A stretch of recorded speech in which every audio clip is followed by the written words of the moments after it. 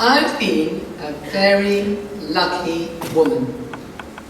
I've always known what I wanted to do. Teaching has always been my vocation. From the age of about 5, when I was living in Singapore, I knew I wanted to be a teacher. Wearing my little pink and white Chinese pyjamas, with my little blonde pigtails dangling down, I used to creep into my mum and dad's bedroom. And I used to take Mum's shoes out of the cupboard. And I arranged them in rows. And I taught them. Would you believe it? Really, I taught shoes. Then, when I was 9 years old, and fortunate enough to be living in Hong Kong, I filled those shoes with little boys. And interesting enough, it was always boys, and not girls. Not sure why. And those little boys lived in the same large block of flats reserved for children whose parents worked for the army. The boys used to come up to our penthouse. I gave them pieces of paper and pencils. We did little spelling tests, learnt their tables, added up, took away. Gosh, what a bossy boots I was. Nothing changes, I hear a lot of you say. Bear with me and I'll come back to those shoes and boots in a moment or two. Since Christmas, I've really enjoyed talking to lots of boys who are going to be leaving Davenies today. And I was so grateful to find that they remembered so much about their pre-prep days. The golden rules, which they felt had given them an excellent grounding on which to build their moral values. Playing in the dell, sports days, and a lot of them said that they remembered the teachers and teaching assistants being so caring and supportive. You may be surprised to hear they also fondly remembered my poorly behaved puppets, Betty and Barney, who needed to be taught the golden rules. They recalled the excitement of bringing them home and popping a photo in their diary and writing some words. I'm not sure a lot of you parents shared the same excitement, and many of my staff for that matter. Betty and Barney have been to many different countries, to museums, Beaconsfield Model Village, rugby matches, learnt how to play the piano, and been tucked up in bed, reading with so many of you boys in the sports hall today. Thank you, parents and boys, for being such wonderful friends to Betty and Barney. You can't have progress without change.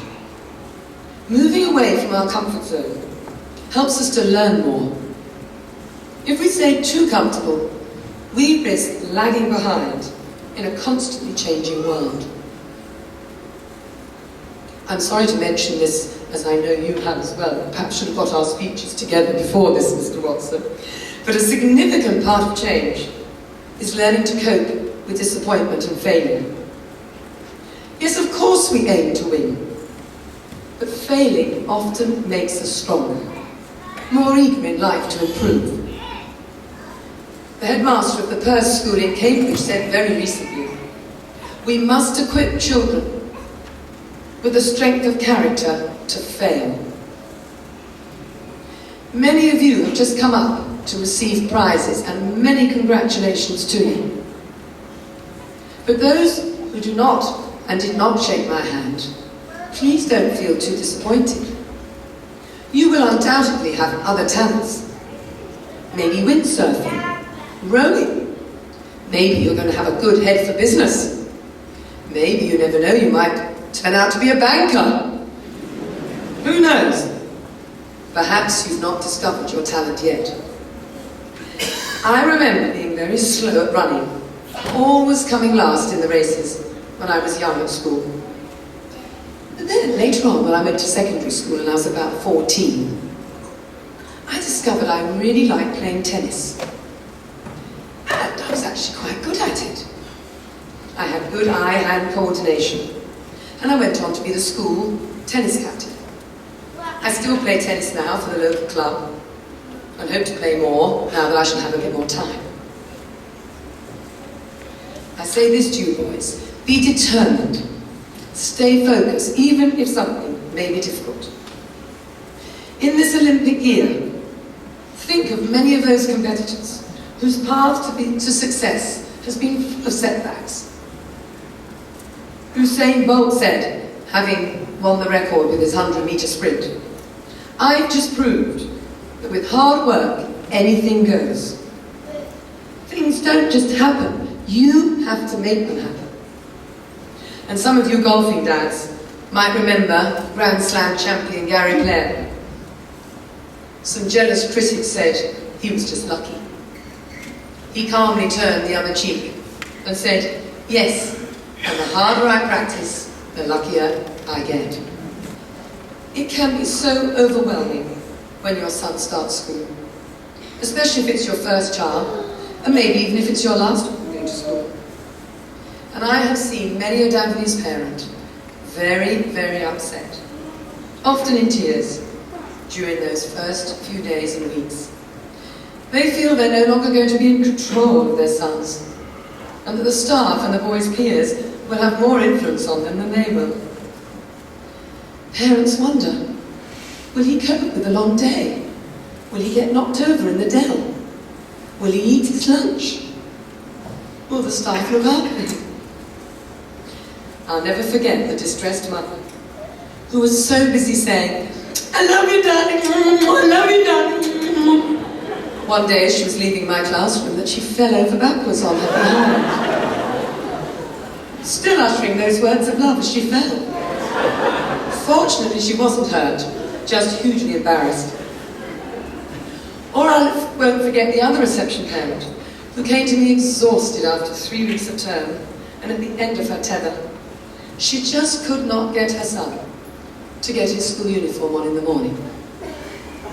I told her to bring him in the next morning, wearing his pyjamas, a bit later than usual, with his school uniform in his bag, and to trust me.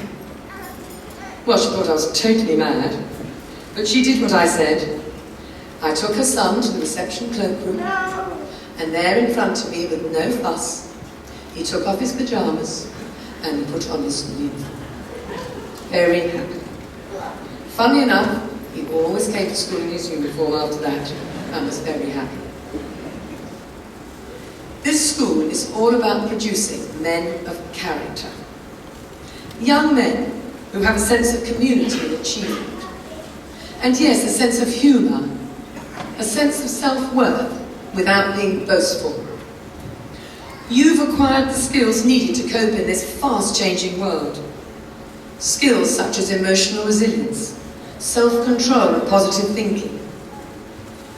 You've been taught to think for yourselves, to make up your own mind, to be able to deliver your ideas in an articulate manner, through innovative teaching involving group and partner work, through participating in assemblies, acting in plays, debating in debating societies, and for some of you being members of the school council. I am always immensely proud when I hear the older boys taking round prospective parents at open mornings, explaining how their school works with such confidence, eloquence and humour. Don't be afraid of speaking out, of expressing your thoughts, your frustrations or your anxieties. As Buster Watson, the ex-Olympian athlete, who said in a recent Davenies assembly, have the desire, believe you can do something, then you'll succeed just like he did. Dare to be different, boys, take risks, be imaginative. Today's world requires inquisitive problem solvers. You have a natural curiosity, use it. You're all unique, all special. Find out what your unique selling point is. Selling point, I beg your pardon, dear me. Selling point, and sell it to the world. You may be lucky like me and know what you want to do. Somehow I doubt many of you do, but you will in time. You need to be honest and not worry about what others think. Of course, to some of you this comes quite naturally. I remember vividly when I was bending over a boy in a Year 1 handwriting lesson, when he suddenly said, know, Mrs. Rush, you remind me of a pussycat. Oh, darling, do I? Why's that? I said. It's those whiskers underneath your nose, Mrs. Rush, he replied, putting his hands above his lips to show. But thankfully, sometimes little boys can also give their teacher the most absurd, flattering comments. I recall a reception scripture lesson when a boy kept putting his hand up and was desperate to interrupt my lovely Bible story of Noah's Ark. Well, in the end, I relented. What is it, sweetheart? He was going like this. I said, it better be important. Well, I've no idea why he said this, but he blurted out, Mrs. Rush, you remind me of David Beckham's wife. Oh, I don't know what this had to do with Noah's Ark, but never mind. I said, oh, do you mean Victoria Beckham? He said, nodding. But I said, are you sure she's got dark hair? Oh, no, not her hair, Mrs. Rush. It's your face. You look just like her. Wow, I thought that boy's going to break a lot of hearts as he gets older. Now, let me take you back again, if I may, to when I was teaching my mum's shoes. Although I wasn't consciously aware of the implications of what I was doing, I remember starting to categorize those shoes, by type and personality. Perhaps one of her waterproofed and studded golf shoes was someone who was tough and strong and comfortable, someone who didn't see the need to change, happy to remain in the comfort zone of the golf course.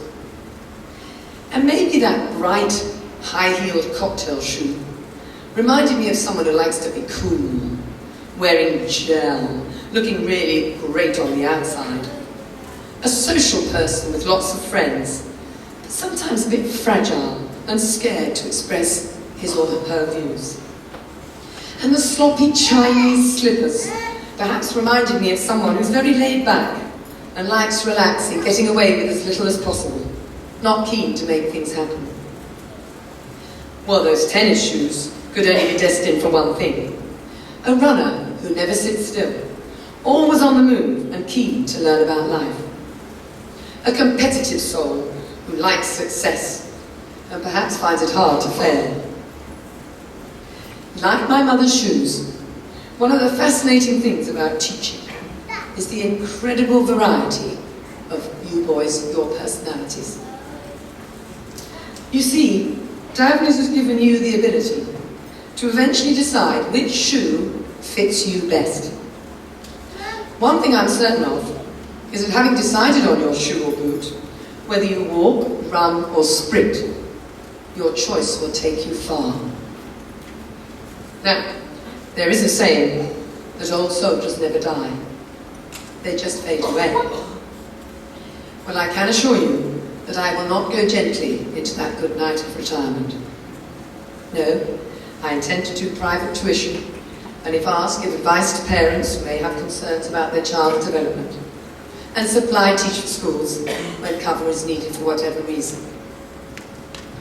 My shoes have taken me far, from my mother's cupboard to Teachers' Training College in Weekly, on for a brief spell at Exeter College, Oxford, on to teaching in state and private schools in Oxfordshire, Holland, the Middle East, Australia, Gerrard's Cross, before joining Davenies. You see, my own shoes have proved to be tough old boots, and they've plenty of mileage yet.